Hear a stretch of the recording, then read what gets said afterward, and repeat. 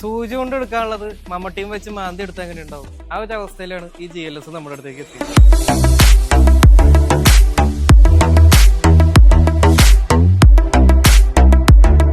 ഒരു 2 ഇഞ്ച് മൗണ്ടിങ്ങിനും ഒരു gear box മൗണ്ടിനും കാര്യമായ വിലയൊന്നുമില്ല. വളരെ ചെറിയ വിലയാണ് വണ്ടിയുടെ വില വെച്ച് അപേക്ഷിച്ച് നോക്കുമ്പോൾ വന്നത്.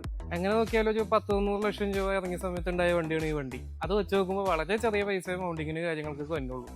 അപ്പോൾ ഈ വണ്ടിയുടെ കഥ പറയുകയാണെങ്കിൽ അത് മൗണ്ടിങ് കാര്യങ്ങളൊക്കെ പോയിട്ട് ഇതിൻ്റെ എഞ്ചിൻ ബ്രാക്കറ്റും തകർത്ത് എഞ്ചിൻ താഴത്തോട്ട് ചെന്നുണ്ടായി. അപ്പോൾ അത് ശ്രദ്ധിക്കാണ്ട് ഇങ്ങനെ ഓടിച്ച് അവസാനം ഓയിൽ സമ്പ് സഫലമായിട്ട് കൂട്ടി ആ സംഭവം അങ്ങോട്ട് കൂട്ടിപ്പോയി. അപ്പോൾ എനിക്ക് പറയാനുള്ള കാര്യം എന്ന് വെച്ച് കഴിഞ്ഞാൽ ഒരിക്കലും ഇങ്ങനത്തെ സാധനങ്ങളുടെ മുകളിൽ കാശ് ലാഭം നോക്കി ഓടിച്ച് കൊണ്ടുപോകാൻ നിൽക്കരുത്. അതൊരു വലിയ ചെലവിൽ അവസാനിക്കുള്ളൂ. അപ്പോൾ ഇതിൻ്റെ കാര്യം നോക്കിക്കഴിഞ്ഞാൽ നമ്മൾ ഓയിൽ സമ്പ് കാര്യങ്ങളൊക്കെ റിപ്പയർ ചെയ്ത് ഇപ്പോൾ തിരിച്ച് പിടിപ്പിച്ചിട്ടുണ്ട്.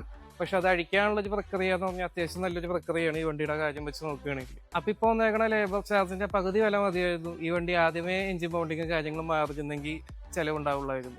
അപ്പോൾ ഇന്ന് ഈ വണ്ടിയിൽ നമ്മൾ കുറച്ച് വേറെ പരിപാടികളും കൂടി ചെയ്യുന്നുണ്ട്. ഇതിൻ്റെ സ്റ്റീറിംഗ് റാക്ക് കാര്യങ്ങളൊക്കെ നമ്മൾ റിപ്പയർ ചെയ്തിട്ടുണ്ട്. ലോറാമ നമ്മൾ മാറുന്നുണ്ട്. ഒപ്പം നമ്മൾ ട്രാൻസ്മിഷൻ സർവീസ് ചെയ്യുന്നുണ്ട്, പീരിയോഡിക് സർവീസ് ചെയ്യുന്നുണ്ട്. പ്രീമിയം കാർ റിലേറ്റ് ചെയ്തോ സ്പോർട്സ് കാർ റിലേറ്റ് ചെയ്തോ അതോ ട്യൂണിങ് സംബന്ധമായ ആർക്ക് എന്ത് ഹെൽപ്പ് വേണമെങ്കിലും നമ്മൾ വിളിക്കാവുന്നതാണ്. നമ്പർ കാര്യങ്ങളൊക്കെ താഴെ കൊടുത്തിട്ടുണ്ട്. അപ്പോൾ അടുത്ത ദിവസം അടുത്ത വീഡിയോ ആയിട്ട് കാണാം. Thank you.